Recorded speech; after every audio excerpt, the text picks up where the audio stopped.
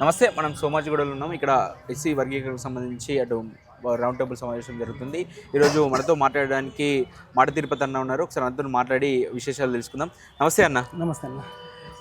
చెప్పాలన్నా ఫస్ట్ ఇక మనం లోగో టాపిక్స్ అది వెళ్దాము. కాకపోతే దానికంటే ముందు ఒక రచయితగా ఒక సింగర్గా మేము అడిగేది ఏంటంటే ఒక పాట అడుగుతాం. మీ నుంచి ఎక్స్పెక్ట్ చేస్తాం. ఒక పాట అన్న మీకు రిలేటెడ్గా వాడితే ఇంకా సంతోషం. మందకృష్ణన్న పిలుపందుకొని ఈరోజు లక్ష డప్పులు వేల గొంతులు అనే కార్యక్రమానికి జాతి బిడ్డలైనటువంటి కళాకారులందరినీ కూడా ఒక తాటికి తీసుకొచ్చిందన్న. 30 ఏళ్ళ సుదీర్ఘ పోరాటానికి ఈరోజు సుప్రీంకోర్టు తీర్పు ద్వారా ఆ ఫలితాలు అందే సమయంలో మేము అందరం కూడా ఇలా ప్రజల్లోకి వెళ్ళి రేపు లక్ష డప్పులు వేల గొంతులు అనే కార్యక్రమాన్ని విజయవంతం చేసేందుకు జన సమీకరణ కోసం జిల్లాల వారిగా రేపు వెళ్ళబోతున్న కళాకారులుగా దానికోసం రాసిన పాట. మాదిగా నీ మహాదిగా ఈ ఆది బీజం నాదిగా, మాదిగా నీ మహాదిగా ఈ దేశ చరితే నాదిగా, పుడమికే తొలు సూరి బిడ్డలం అయిన ఘనతే మాదిగా, ఈ రాజ్యమేలిన రాజుల మూలాలకే పునాదిగా, మాదిగా నీ మహాదిగా. బాగుందన్న.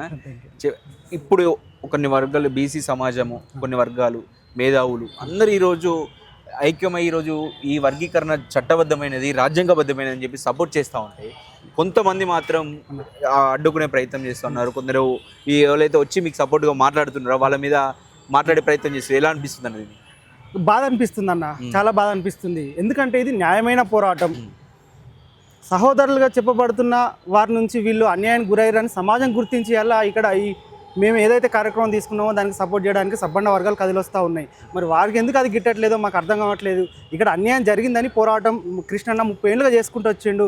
దానికి కమిషన్లు కూడా ఇది న్యాయమైన పోరాటము అని చెప్పింది. సుప్రీంకోర్టు కూడా రిజర్వేషన్ జరగాలని ఒక జడ్జిమెంట్ పాస్ చేసింది. కాబట్టి వారికి ఇది ఎందుకు గిట్టట్లేదో మాకు అర్థం కావట్లేదు అన్న. తప్పకుండా వారు దీన్ని ఒకసారి ఆత్మ పరిశీలన చేసుకోవాల్సిందిగా నాకు ఎలా అనిపిస్తుంది అంటే, మీరు చెప్పినట్టు తెలంగాణ ఉద్యమం సంపన్న వర్గాలు అందరూ ఒకే ఏకమైనము, అందరం కలిసి కొట్లాడినాము, అన్నీ చిన్న నుంచి పెద్ద వరకు అందరూ. అనంతరంలో ఈ రోజు కూడా మీరు వెంట నడుస్తూ ఉంటే అదే తరుణ అదే మూమెంట్ మనకు కనిపిస్తూ ఉంది. ఖచ్చితంగా అన్న, ఖచ్చితంగా నేను అదే చెప్తా ఉన్నా. తెలంగాణ ఉద్యమంలో ఎట్లయితే మేము కాళ్ళకి గజ్జ కట్టుకొని ఆట పాట మాటలతో ప్రజలను చైతన్యపరిచి ప్రజలందరినీ ఒక తాటి మీకు తెచ్చినామో, అదేవిధంగా ఇవాళ మేము మా జాతి కోసం, ఈ జాతికి జరుగుతున్న అన్యాయం కోసం ప్రజల్లోకి వెళ్తూ వాళ్ళని చైతన్యపరిచి రేపు లక్ష డప్పులు వేల గొంతుల కార్యక్రమానికి లక్షలాదిగా జనాలను సమీకరించే ప్రయత్నం చేస్తున్నాం. దాంట్లో భాగంగానే మిగతా కులాలందరూ కళాకారులు కూడా వాళ్ళంతా కూడా మాకు సపోర్ట్గా వచ్చి వాళ్ళ మద్దతు తెలుపుతున్నాం. మీరు చూస్తూ ఉన్నారు. ఖచ్చితంగా మేము రేపు జరగబోయే కార్యక్రమాన్ని ఒక విజయోత్సవం సభగా జరుపుకునే ప్రయత్నానికి మేము సిద్ధంగా ఉన్నామన్న. అంటే ప్రధానంగా మాలల విషయానికి వస్తే అలా ఆర్థికంగా కావచ్చు, పదవిలో కావచ్చు, ఇంట్లో ఒక 3 పదవులు పెట్టుకున్నారు, 2 ఎమ్మెల్యేలు, 1 ఎంపీ.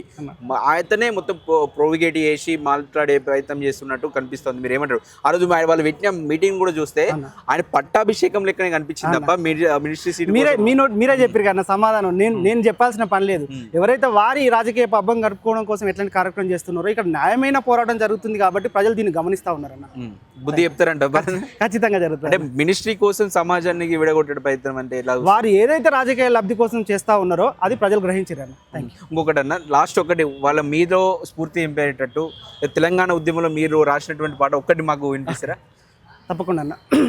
మాటలే తూటాలుగా మలుసుకోవాలే, శత్రువు గుండెల్ల గురి చూసి దింపాలే. మాటలే తూటాలుగా మలుసుకోవాలే, శత్రువు గుండెల్ల గురి చూసి దింపాలే. ఊపిరాగేదాకా ఆపకుండా పోరు బండి ఇరుసై నువ్వు భారాన్ని మోయాలే. యుద్ధ భూమిలో రాల నెత్తుటి సుక్కలే, చరితలో చెరగని గుర్తులై నిలవాలే. వద్దురా వద్దురా వద్దురా బలిదానము, అది కాదురా ఉద్యమ సిద్ధాంతం. అట్లా రాదురా తెలంగాణము, అట్లా రాదురా తెలంగాణము.